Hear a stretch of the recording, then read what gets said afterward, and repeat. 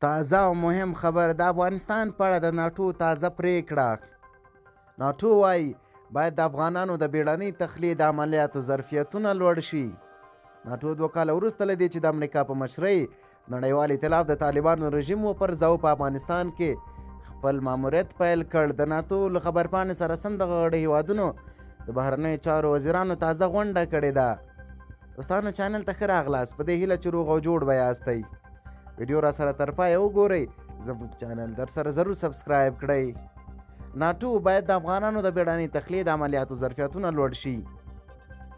د ناټو د بهرنیو چارو وزیرانو پرون چهارشنبه د لاتوپیا په پلازمینه ریګا کې د افغانستان له 13 کلن ماموریته پر اخیستو درسونو خبرې وکړې.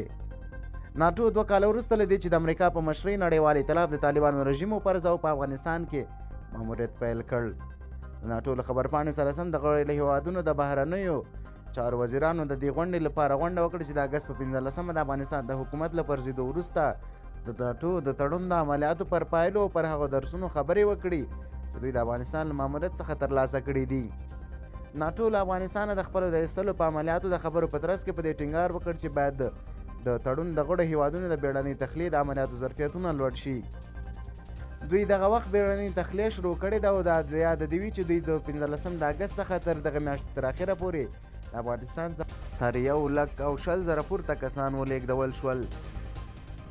د یادولو وړ ده چې دغه کسان د امریکا د لویو تیارو په مرسته د دغه ائتلاف د غړو هیوادونو په واسطه له افغانستان څخه قطر ته او یا اروپایي هیوادونو ته ولېږول شول.